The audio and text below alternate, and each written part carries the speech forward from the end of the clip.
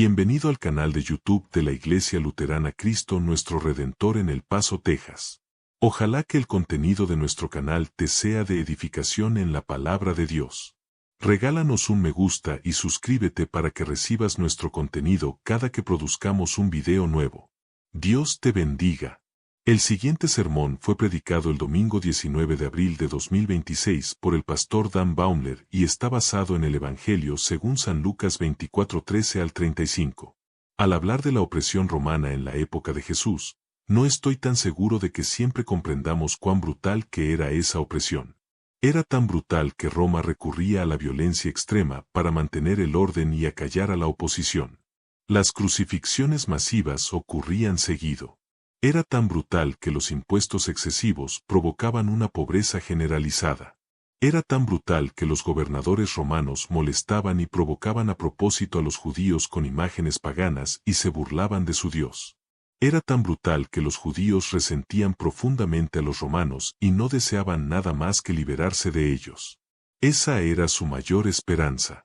Así que cuando Jesús entró en escena, muchos, incluidos sus propios discípulos, pensaron que Jesús sería ese Mesías militar y guerrero que los liberaría de la brutal opresión de Roma. Eso es lo que creían. Eso es lo que esperaban con ansias. Eso es lo que anhelaban. Pero sus grandes esperanzas puestas en Jesús se desvanecieron cuando Jesús murió. Escuchemos lo que dos de los discípulos de Jesús dicen en el camino a Emaús. Hablando de Jesús, dijeron, era un profeta, poderoso en palabra y obra ante Dios y todo el pueblo. Los principales sacerdotes y nuestros gobernantes lo entregaron para que fuera condenado a muerte, y lo crucificaron, pero nosotros esperábamos que él fuera el que iba a redimir a Israel. Y lo que es más, ya es el tercer día desde que todo esto sucedió. Además, algunas de nuestras mujeres nos han dejado asombrados. Fueron al sepulcro esta mañana temprano, pero no encontraron su cuerpo. Al escuchar a estos dos discípulos, es sumamente importante que comprendas lo que realmente está sucediendo. Están de luto. Cuando en el versículo 17 dice que tenían el rostro abatido, eso es literalmente lo que estaban haciendo, llorar. Pero cuando los escuchas con atención, no están llorando por Jesús tanto como están llorando por sus esperanzas destrozadas. Están tristes porque sus esperanzas se han desvanecido, y se han desvanecido porque, en su mente, Jesús se ha ido. Eso suena bastante egoísta, ¿no es así? Lo es. Pero ese es el problema cuando tus esperanzas están mal depositadas, y eso es lo que sucede cuando miras a Jesús con una esperanza equivocada. ¿Cuánta desesperanza hay hoy en día porque las esperanzas de la gente están mal encaminadas y tienen puesta una esperanza equivocada en Jesús? ¿Cuánta desesperanza hay en esta congregación porque sus esperanzas están mal encaminadas y tienen puesta una esperanza equivocada en Jesús? Ahora bien, no me malinterpretes. No estaba mal que aquellos dos discípulos en el camino a Emaús, ni siquiera que los judíos, esperaran liberarse del yugo romano. No estaba mal en absoluto. Pero se convirtió en algo erróneo cuando sus esperanzas puestas en Jesús eran ajenas a lo que él realmente había venido a hacer. Se convirtió en algo erróneo cuando esperaban que Jesús los liberara de la opresión de Roma y no que los liberara del pecado. ¿Cuán errónea era su esperanza? Escucha lo que Jesús mismo dice al respecto, oh insensatos y tardos de corazón para creer todo lo que los profetas han dicho, no era necesario que el Cristo padeciera todas estas cosas y entrara en su gloria. Cuando Jesús les dijo a aquellos discípulos, oh insensatos, les estaba diciendo esto literalmente, que torpes son, que ignorantes son, que estúpidos son, que necios son al no creer ni comprender lo que realmente he venido a hacer. Todos y cada uno de nosotros necesitamos esta reprimenda de parte de Jesús. Que el Señor tenga misericordia de nosotros y nos perdone por todas nuestras esperanzas mal depositadas y puestas por encima del propósito por el que Jesús realmente vino, que fue vencer al pecado y a la muerte mediante su muerte y resurrección. Para enfatizar su propósito, fíjate en lo que hizo Jesús con aquellos dos discípulos mientras caminaban rumbo a Emaús. Los llevó a través de un estudio bíblico, y comenzando por Moisés y continuando con todos los profetas, les explicó lo referente a él en todas las Escrituras. Esto explica por qué Jesús impidió que los dos discípulos lo reconocieran en persona.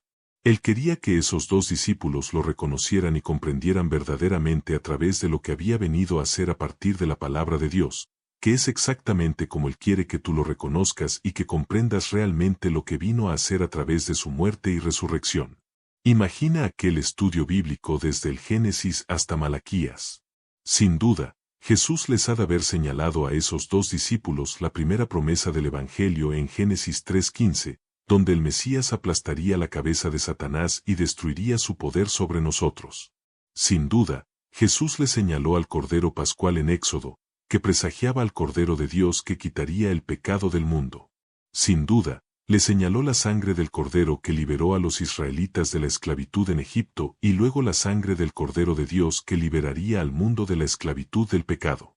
Sin duda, Jesús le señaló al siervo sufriente de Isaías 53, donde el profeta dice que ese siervo fue herido por nuestras transgresiones y molido por nuestras iniquidades, y luego le señaló la cruz, donde el Mesías recibiría el castigo por nuestro pecado y por cuyas heridas hemos sido sanados. Sin duda, Jesús le señaló la resurrección de Jesús, de la cual Job declaró, «Yo sé que mi Redentor vive y que al final se levantará sobre la tierra». ¿Qué estaba tratando de lograr Jesús en aquellos dos discípulos con cada pasaje e historia bíblicos que le señalaba? Les estaba mostrando la conexión con lo que el Mesías realmente había venido a hacer. ¿Y qué efecto tuvo eso? Los dos discípulos se preguntaron el uno al otro, ¿no ardía nuestro corazón dentro de nosotros mientras nos hablaba en el camino, cuando nos abría las Escrituras? Y de repente, esos dos hombres se hicieron sabios para la salvación y vieron a Jesús con más claridad de lo que jamás lo habían visto antes. Solo puedo esperar y orar para que Jesús y las Escrituras estén teniendo el mismo efecto hoy en ti. ¿Existe algo aparte del pecado y la muerte que destruya más tus esperanzas? Piensa en cómo el pecado ha arruinado tantas esperanzas que has tenido. Piensa en cómo la muerte ha arruinado tantas esperanzas que has tenido. ¿Y qué hizo Jesús por ti? Él venció al pecado y a la muerte, los aniquiló por completo, mediante su muerte en la cruz y su resurrección de entre los muertos. ¿Qué puede hacerte el pecado cuando todos tus pecados te son perdonados? ¿Qué puede hacerte la muerte cuando tienes la promesa de la resurrección? ¿Tienes alguna esperanza mayor? Bendito sea el Dios y Padre de nuestro Señor Jesucristo, que por su gran misericordia y mediante la resurrección de Jesucristo nos ha hecho nacer de nuevo a una esperanza viva, para que recibamos una herencia incorruptible, incontaminada e imperecedera. Esta herencia les está reservada en los cielos. Esta es tu esperanza más grande. Quizás muchos de ustedes no sepan o no recuerden que la canción Hopes fue el tema musical de la campaña presidencial de John F. Kennedy. No es mi intención ser malicioso ni cruel en absoluto, sino destacar el mensaje que Dios les está transmitiendo hoy. ¿A dónde creen que se fueron esas grandes esperanzas cuando el presidente John F. Kennedy fue asesinado?